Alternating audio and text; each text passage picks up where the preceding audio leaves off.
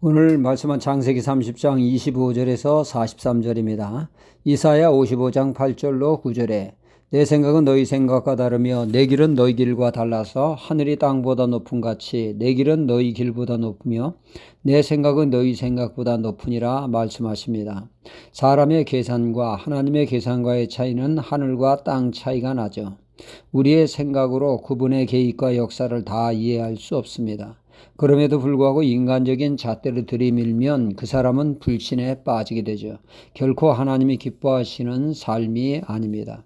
엘리사 시대에 아람 군대가 이스라엘에 쳐들어와 위기에 놓이게 됩니다. 곡물값은 하늘 높을 줄 모르고 천정만정 치솟습니다.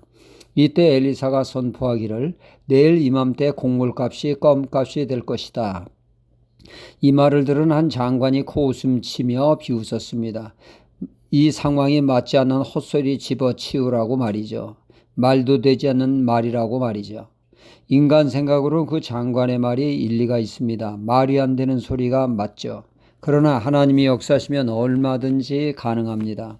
그 다음날 그 성 밖에 있던 4명의 문둥병자를 통하여 하나님은 역사하셨습니다. 성 안에 식량이 떨어지는 판에 성 밖에 문둥병자를 챙길 수 없게 되었죠. 그러자 문둥병자들은 이래 주구나 저래 주구나 이판 사판이다 하며 적진을 향해 구걸을 가지 않았습니까? 먹을 것을 주면 다행이고 죽이면 어쩔 수 없다. 그런데 막상 가보니 적군 막사는 텅 비어 있고 군량미가 산처럼 쌓여 있었죠. 4명의 문둥병자는 적진을 향해 나아갈 때 하나님은 그들의 발자국의 소리가 대군이 오는 소리가 들리게 한 것이죠. 그러면서 아람 군대는 놀라 황급히 주랭랑을 치다 보니 군량미를 그냥 놔두고 간 것입니다. 그 일로 곡식이 넘쳐나 곡물값이 엘리사의 말대로 폭락을 하게 됩니다.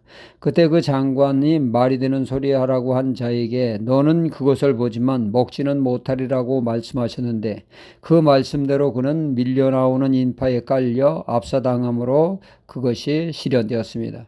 그 장관 인간적인 논리를 앞세우다 죽음을 맞이하게 된 것이죠. 하나님이 하시는 일 이해가 되지 않을 때, 답답할 때 그때 우리는 믿습니다 하면 됩니다. 복잡하게 생각할 필요 없습니다. 그런데 인간 생각을 앞세울 때 원망과 불평, 부정적인 말을 쏟아내게 되죠. 우추위가 필요한 때입니다.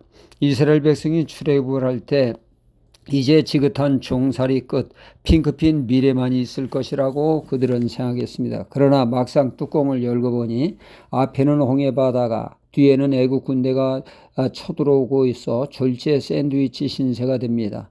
떼죽음 당하는 것밖에는 길이 안 보입니다. 그래서 그들은 원망하며 불평하기를 시작을 하게 됩니다. 우리를 떼죽음 당하게 하려고 이끌었느냐고 말이죠. 그것은 그들의 생각이었고 하나님의 계산은 애국 군대를 홍해로 이끌어 홍해바다에 수장시켜 다시는 이스라엘을 괴롭히지 못하도록 손보시려는 하나님의 계획이 있었던 것이죠. 이를 나중에 알게 된 이스라엘 백성들은 원망과 불편 대신 하나님께 영광의 찬송을 올리게 되었습니다. 우리에게 필요한 것은 하나님을 신뢰하는 믿음입니다. 하나님은 인간적에서 상식적으로 이해되지 않는 방법으로 하나님은 역사하십니다. 기드온 300명 용사의 예가 그렇지 않습니까? 적군은 수십만인데 이스라엘은 3만 2천 명 게임이 되지 않습니다. 그런데 하나님은 많다 하시며 300명 용사만 남겨두고 그들을 물리치게 하지 않으셨습니까? 오늘 말씀에 야곱은 라반에게 이상한 제안을 합니다. 아롱지고 점 있는 거 검은 양과 염소를 내게 달라고 말이죠. 어쩌다 있는 그것을 달라고 말도 안 되는 불리한 그 조건을 말하게 됩니다. 그가 그리했던 것은 하나님이 그에게 보여주셨기 때문임을 알 수가 있습니다. 하나님은 양과 염소 어쩌다 나오는 그것을 가지고 야곱을 거부가 되게 했던 말씀입니다.